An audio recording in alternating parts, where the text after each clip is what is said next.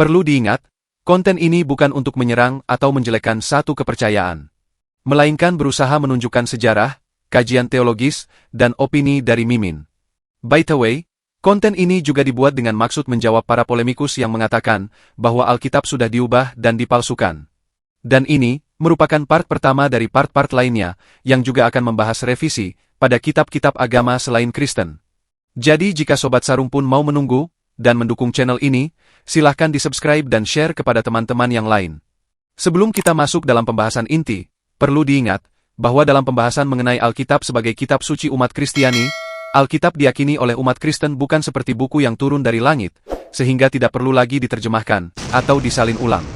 Sebaliknya, Alkitab adalah kitab suci yang ditulis oleh berbagai tokoh yang diilhami oleh Roh Kudus dengan menggunakan konteks manusia pada zaman itu. Sehingga kepenulisannya melibatkan latar belakang, budaya, dan bahasa si penulis.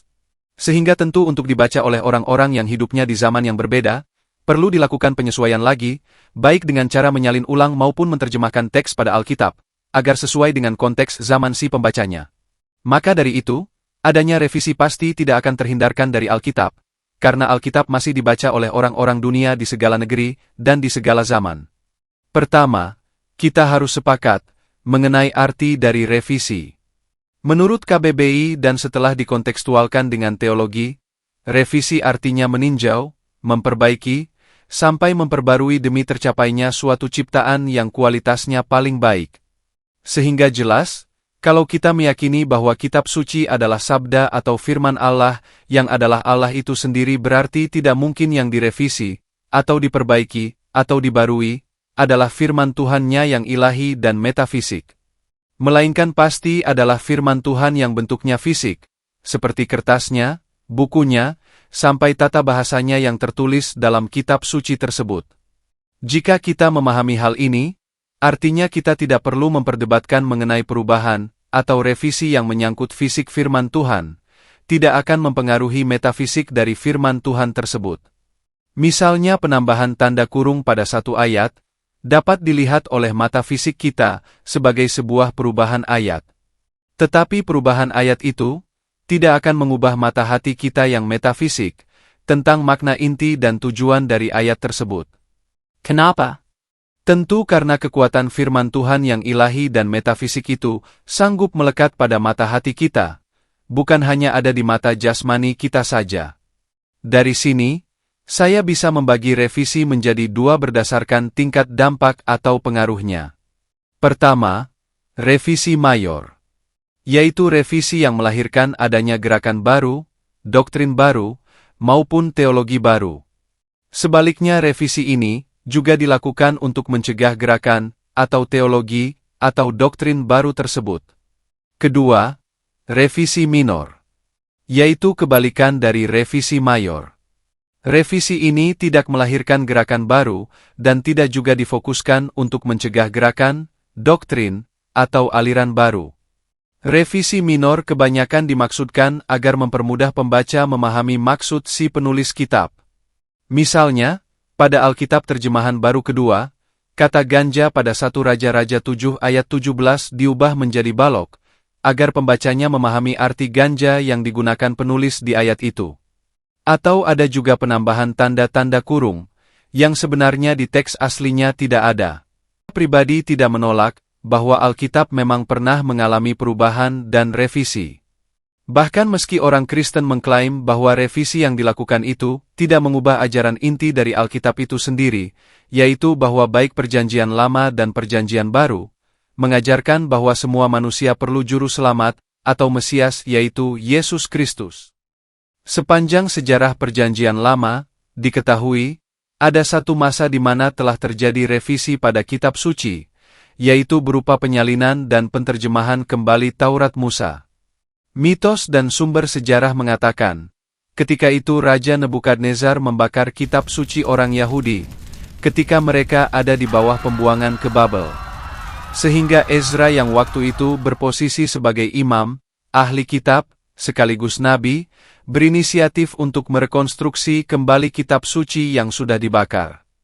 Mitos ini tercatat dalam kitab Apokrifa, yaitu kitab 2 Esdras, atau lebih familiar disebut 4 Ezra pasal 14 ayat 20 dan 21.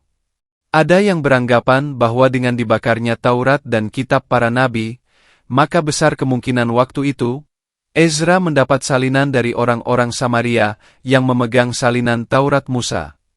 Tetapi anggapan lain membantahnya, dan bilang bahwa sebenarnya tidak semua gulungan kitab suci dibakar oleh Nebukadnezar. Apapun itu yang pasti dalam kanon sabda Allah tidak dicatat, apakah zaman Nebukadnezar benar, ada peristiwa pembakaran kitab suci atau tidak, karena di kanon Alkitab, tepatnya di dalam 2 Raja-Raja pasal 25 ayat 8 dan 9. Hanya ditulis bahwa dia membakar bait suci dan rumah-rumah di Yerusalem. Namun Daniel pasal 9 ayat kedua, menjelaskan kepada kita, bahwa ada satu kitab tentang kumpulan tahun perhitungan Nabi Yeremia, yang sepertinya bisa saja masih tersisa di zaman Nebukadnezar. Ataupun bisa saja merupakan rekaman seseorang di zaman itu, atas ingatannya tentang kitab Yeremia. Hal ini bisa mengindikasikan, bahwa sebenarnya waktu itu, Nebukadnezar tidak benar-benar membakar kitab sucinya orang Yahudi. Singkatnya, di dalam penyalinan kitab Taurat Musa, ternyata Ezra diduga telah mengubah 4 poin. Salah satunya adalah teks di dalam kitab Ulangan 27 ayat keempat, yang mana menurut Taurat Samaria, di sana harusnya tercatat, Allah menentukan mezbahnya ada di Gunung Gerizim, bukan di Gunung Ebal. Gunung Gerizim adalah tempat di mana bangsa Israel harus mencurahkan berkat. Sedangkan Gunung Ebal adalah tempat diperkatakan kutuk. Kita bisa melihat ini pada teks Ulangan, pasal 11 ayat 29. Atas perubahan yang dilakukan oleh Ezra, dan dipelihara oleh para orang Yahudi sampai sekarang, orang-orang Samaria dengan tegas mengatakan, tidak mungkin mezbah pertama Israel dibangun di atas gunung kutukan. Maksudnya adalah tidak mungkin itu adalah Gunung Ebal yang sudah diubah oleh Ezra. Tapi revisi atau pembaruan yang dilakukan Ezra ini dikaitkan dengan isu ketidaksukaan dirinya sebagai seorang kaum Yehuda kepada kaum Samaria. Ezra dituduh mengubah atau merevisi teks tadi. Di sisi lain, Ezra dan orang-orang Yahudi tentu juga dapat mengatakan bahwa orang-orang Samaria lah yang telah mengubah teks dari Gunung Ebal ke Gunung Gerizim, demi tujuan pribadi mereka. Perlu diingat, orang-orang Samaria ini tadinya satu negara dengan bangsa Yehuda, tetapi akhirnya jadi berpisah karena adanya perbedaan penentuan tempat ibadah, yaitu Bait Suci. Menurut sabda Allah, kerajaan Samaria, yaitu kerajaan Israel Utara membangun Bait Suci tiruan, di Betel yang konon dipercaya lokasinya di Gunung Gerizim, untuk mencegah warga mereka datang ke Yerusalem. Itu sebabnya sampai sekarang mereka tidak akur. Padahal fokus utama yang Ezra lakukan adalah menerjemahkan teks kitab suci bahasa Ibrani kuno ke bahasa Ibrani Aram atau biasa disebut bahasa Ibrani modern, yaitu bahasa Ibrani yang digunakan juga oleh Yesus Kristus dan orang-orang Yahudi sampai sekarang. Hal ini dilakukan oleh Ezra, karena waktu itu semua orang Yahudi di Babel sudah merupakan generasi baru, yang tidak lagi akrab atau bahkan tidak lagi tahu menau dengan bahasa nenek moyang mereka, melainkan sudah menggunakan bahasa Ibrani yang bercampur dengan bahasa Aram, yang waktu itu digunakan orang-orang di Babel. Ibaratnya seperti, jika nenek kita dulu nulis buku sejarah pakai bahasa Melayu kuno, dan kita sekarang mau membaca buku nenek kita. Tetapi, karena kita adalah generasi modern yang tidak akrab bahkan tidak tahu lagi bahasa Melayu kuno, kita yang akrabnya malah dengan bahasa Inggris. Jadi pasti, kita akan meminta penerjemah untuk menerjemahkan buku nenek kita ke bahasa Indonesia modern yang ke Inggris-Inggrisan. Sekarang kita akan mencoba mengetahui apa dampak ketika Ezra menerjemahkan bahasa Ibrani kuno dalam Taurat Musa ke bahasa Ibrani Aramaik. Pertama, ada kosakata dalam ayat-ayat suci itu yang konteks waktunya menjadi berubah. Misalnya, dari past tense ke future tense, salah satunya bunyi ayat dalam kitab Ulangan pasal 12 ayat 5, Ezra menerjemahkan bahwa Allah akan memilih tempat untuk beribadah, beda dengan versi Taurat Samaria yang menyalin bahwa Allah telah memilih tempat untuk beribadah. Kedua, ada juga perubahan secara konteks sudut pandang objeknya. Misalnya, dalam kitab Imamat pasal 26 ayat 31, setelah mengalami penyalinan ke bahasa Ibrani modern, gramatikalnya berubah, dari yang berbentuk single, yaitu tempat kudus, sekarang menjadi tempat-tempat kudusmu, yang bermakna jamak, artinya ada banyak tempat kudusnya Tuhan. Adapun perubahan yang Ezra lakukan terkait nama tempat dari Gunung Gerizim menjadi Gunung Ebal diklaim sebagai bentuk upaya Ezra untuk mengembalikan kelurusan mushaf atau fisik dari firman Tuhan yang berupa teks kitab suci, karena Ezra menyangka bahwa orang-orang Samaria telah memanfaatkan Gunung Gerizim yang tercatat di Taurat itu untuk jadi alasan mereka membangun bait suci mereka di sana, bukannya ikut ke Yerusalem. Sampai sini, kita sepakat bahwa memang kitab suci di zaman Perjanjian Lama dahulu sudah pernah direvisi dan diubah, namun tanpa kehilangan makna yang aslinya, baik tentang konsep ketuhanan, hukum Taurat, maupun tentang kemesiasan. Tetapi bagaimana dampaknya sampai sekarang? Bagi agama Yudaisme, ini merupakan revisi mayor, karena mereka mengupayakan untuk mengembalikan orang-orang Samaria ke Yerusalem.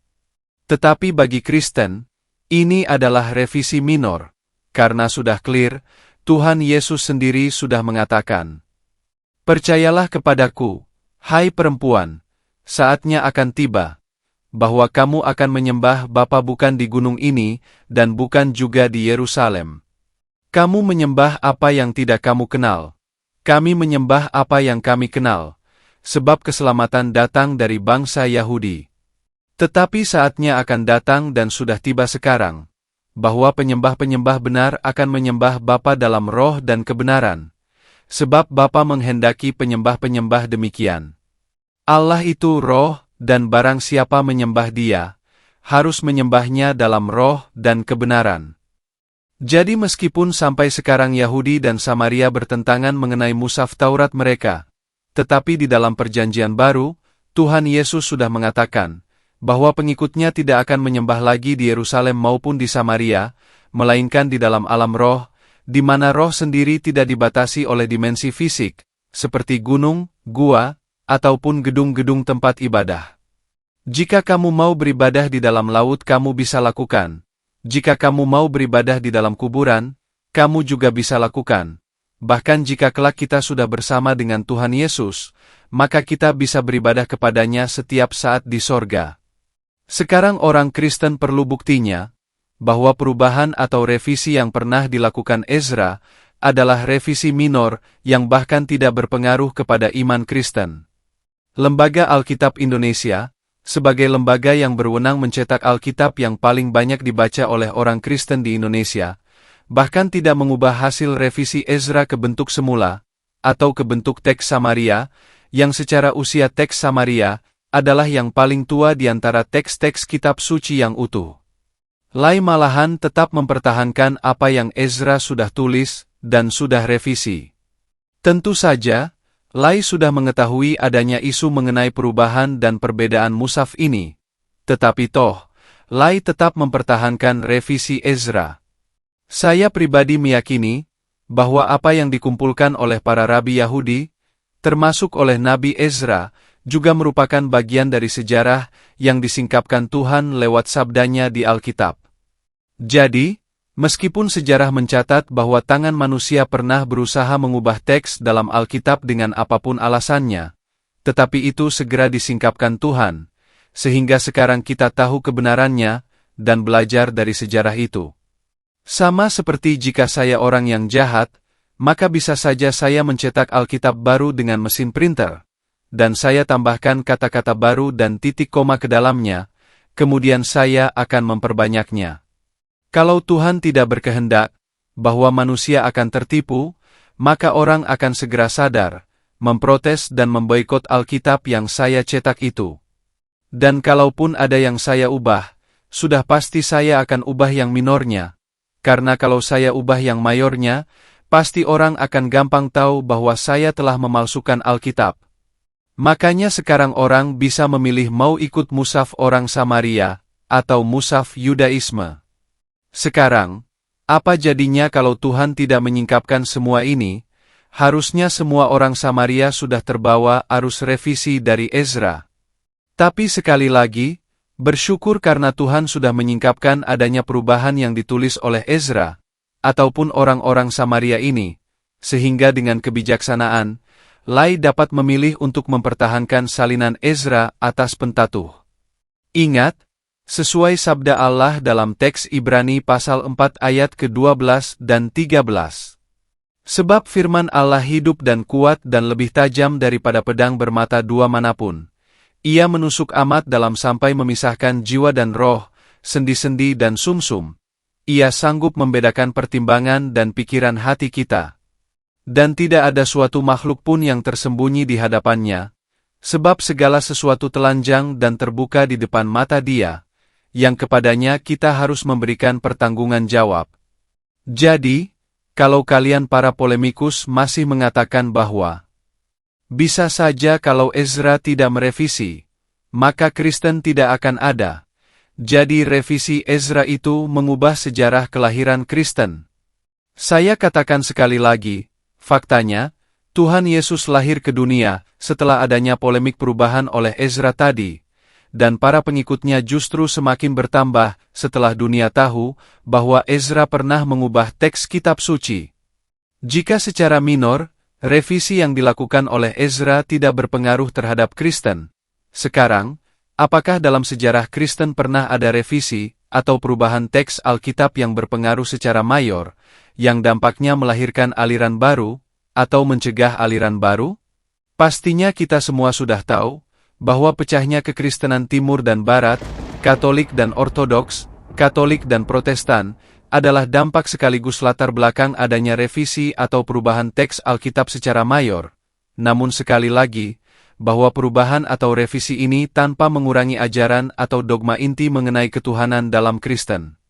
Dalam rangka memprotes dan memisahkan diri dari pengaruh Kristen yang mengkultuskan iman ditambah perbuatan atau amal-amal tertentu untuk bisa masuk ke surga, di mana pada waktu itu, Gereja Katolik menyalahgunakan surat indulgensi, maka Martin Luther menegaskan bahwa keselamatan hanya oleh iman saja, dengan menambahkan kata alain yang artinya sendiri atau saja, ke dalam surat Roma pasal 3 ayat 28. Sampai sekarang, hal ini dapat membuat pertentangan antara Katolik dan Protestan. Meski begitu, Martin Luther menjelaskan bahwa penambahan yang dia lakukan tidak mengubah ide utamanya, bahwa orang Kristen memang hanya dibenarkan hanya oleh iman saja, bukan karena ada tambahan amal melakukan hukum-hukum Taurat. Dia menambahkan kata alain atau saja di sana, karena menyesuaikan dengan konteks budaya dan bahasa orang Jerman, yang biasa menggunakan kata alain, untuk menegaskan sesuatu hanya oleh atau hanya punya satu, bukan oleh atau punya dua. Kenyataannya, meski doktrin Luther ini tidak diterima oleh Katolik, tetapi secara prinsip ketuhanan baik Katolik maupun Protestan, sama-sama percaya bahwa Yesus adalah Tuhan. Kesimpulan semuanya adalah, teks pada Alkitab memang pernah ada yang direvisi, diubah, diedit, dibarui, maupun ditambahkan secara fisik atau hurufiah.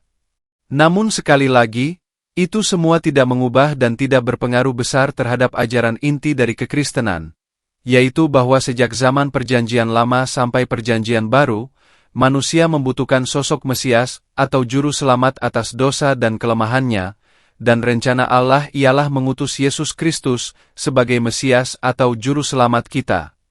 Dan mengenai Taurat atau kitab suci yang berusaha direvisi atau diubah-ubah oleh tangan manusia, Allah sendiri pernah berjanji akan menaruh Tauratnya ke dalam hati manusia, sehingga mereka tidak perlu lagi cemas dengan adanya perubahan-perubahan teks Taurat secara lahiriah. Begini sabda Allah. Tetapi beginilah perjanjian yang kuadakan dengan kaum Israel sesudah waktu itu, demikianlah firman Tuhan. Aku akan menaruh Tauratku dalam batin mereka dan menuliskannya dalam hati mereka. Maka aku akan menjadi Allah mereka, dan mereka akan menjadi umatku. Seorang Kristen tidak bersikap berlebihan dengan memboikot atau menajiskan orang-orang yang telah merevisi atau mengubah ayat-ayat suci Alkitab. Karena orang Kristen meneladani Tuhan Yesus, ketika dia sendiri tidak menyuruh untuk para ahli Taurat di zamannya untuk mengembalikan hukum-hukum Taurat ke posisi aslinya.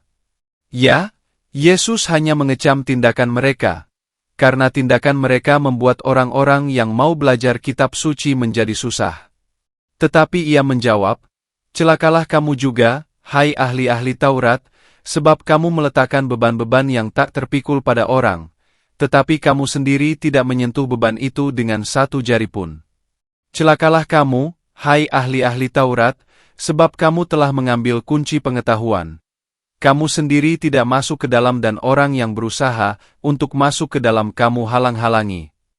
Kita patut bersyukur bahwa selama dia ada di dunia, maka dialah Sang Firman yang hidup dan berjalan itu, bukan lagi terpatri pada sebuah hukum-hukum Taurat, sehingga ketika para Farisi sibuk mengubah hukum Taurat, Yesus tetap fokus berjalan kaki untuk melayani orang-orang yang mau bertobat. Adapun perbedaan-perbedaan yang ditimbulkan akibat adanya penambahan, revisi, dan perubahan pada mushaf hurufiah, itu hanyalah minor, dan seharusnya dipandang sebagai kekayaan keberagaman, untuk saling melengkapi, karena selama kita masih di dunia, tentu, kita tidak akan bisa sempurna memahami semua isi kitab suci. Kiranya Tuhan Yesus mencerahkan kita.